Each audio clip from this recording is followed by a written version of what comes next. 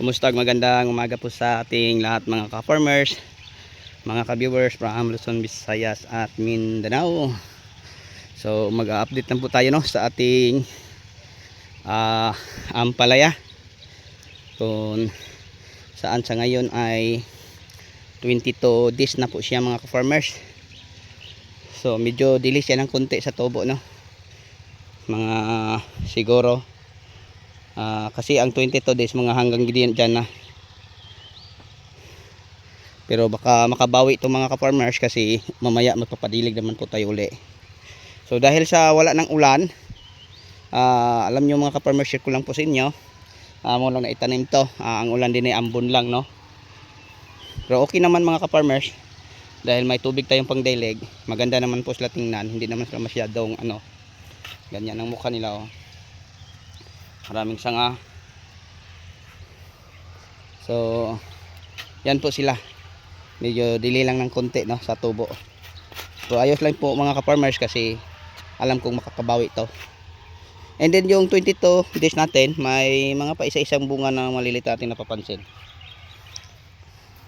So once na mahahagisan namin to ng lupa sa gilid mga ka-farmers, sa puno dyan ilagay namin, didiligan namin to, para basain ng maayos. Kasi pag malamig lang mga ka-farmers, dahil sakto to sa pundasyon, dahil marami tong puting.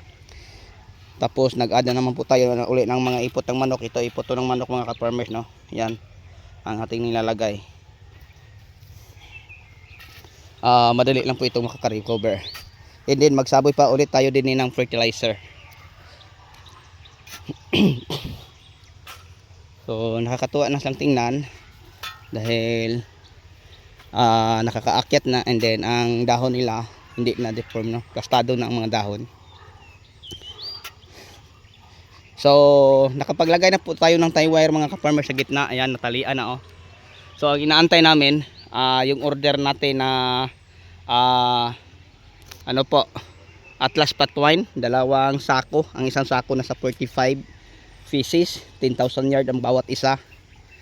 So yun po ang ating in-order. And then pag makakarating na to, i-install na natin to din mga ka-farmers para daanan ulit ng tiller ito, yung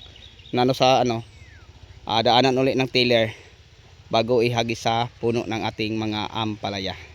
Kasi pag once na mahagis to mga ka-farmers, doon na natin makita kung gaano nakalinis, So yung mga bagong sibol na damo katulad nito na nakikita natin, mawala na to mga ka-farmers. So daanan pa natin to ulit ng tiller.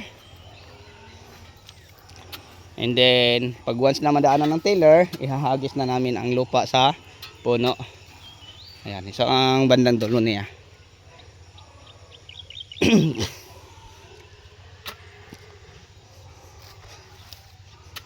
So napakainit na mga ka-farmers. Tingnan nyo, bitak ng lupa, biyak na dahil sa sobrang init.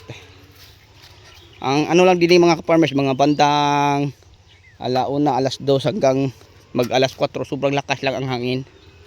Kaya bugbog ang mga talbos sa ating mga ampalaya.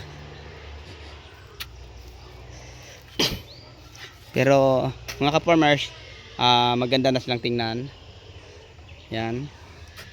Ito dapat mga ka-farmers, ganyan na sila katangkad dapat. So medyo dili lang ang iba. So tumangkad siya ng todo dahil malapit siya sa kawayan. So hanggang mga alas 9 pa siya masisikatan ng araw, kaya maganda siyang tingnan.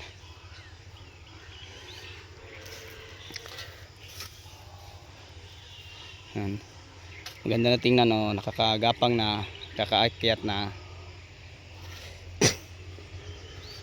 So yung pinapa-spray natin din mga ka-farmers, share ko lang, Score 10 ml sa isang knapsack sprayer, and then Alika 3 ml. Tapos yung foliar natin, Green Acres, nilagyan natin ng 60 ml sa isang nating knapsack sprayer. So yun po, ang ating ginagamit din. Kaya kung ating tingnan, yan, maganda na sila mga ka-farmers. Tuwang-tuwa na ako sa nakikita ko. Yan.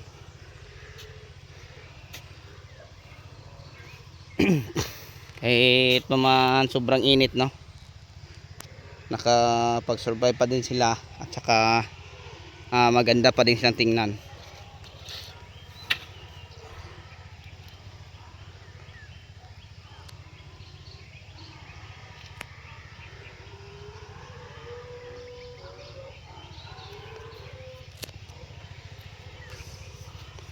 Yan ang mga dahon, mga puno nila, ganyan na. So ngayon mga ka-farmers, nag-vid kami sa tataniman po natin ng kamatis.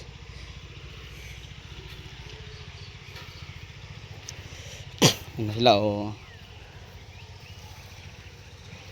So kahapon, bala kong magdilig pero hindi kami nakapagdilig. Okay lang yun mga ka-farmers. Yan, oh, ang naano sa hangin, oh.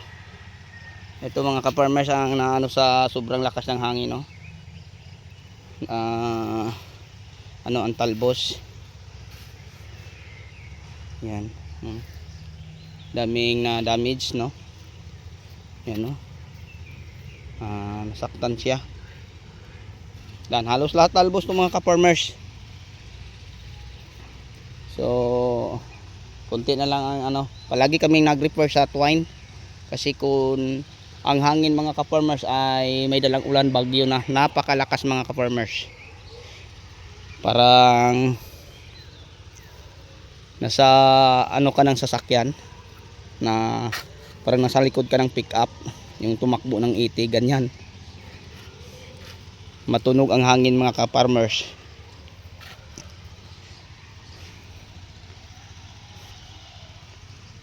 So abangan nyo lang palagi ang mga update natin dito, no, sa ating ampalaya, at saka abangan nyo lang yung pagtatanim natin ng talong at saka kamatis.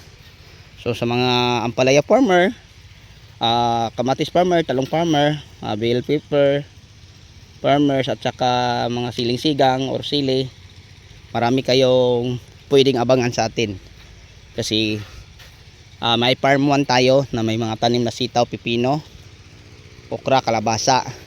So gawa natin ng video para po sa inyo. Yan. So didiligan namin ito mamaya, matapos naman po ito mga ka-farmers, isang araw. Kasi ang host namin mga ka-farmers, inalis namin dahil pinapadaanan po namin ng tiller ang tataniman ng kamatis,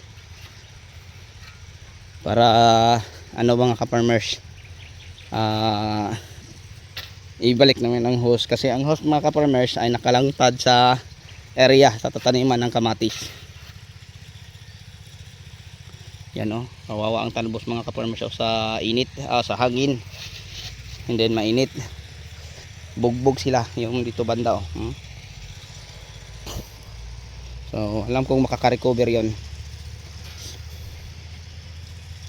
kaya nga laban lang. Normal lang yun mga ka-farmers na magkaganyan dahil mahangin. So dapat yung ganitong panahon,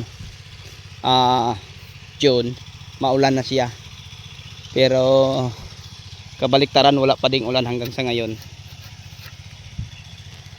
So kahit wala namang ulan, umasa lang ito sa dilig, maganda naman, nakakatuwa naman lang tingnan, kasi may pailan ilang maliliit na po tayo na bunga na ating mapapansin sa mga tanim natin.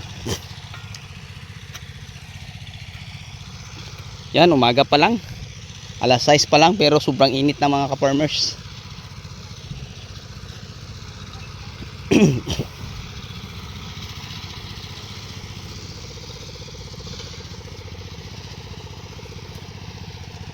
Ito mga farmers, oh, ang hose inalis namin kasi nagtraktora. Okay, so hanggang dito lang po tayo, no? Maraming salamat po. So big love shout out po sa lahat kong mga subscriber, mga viewers, share, commentator. So sa inyong lahat at sa inyong patuloy na pagsuporta, maraming salamat po. Bye bye and God bless. Yun lang po, thank you.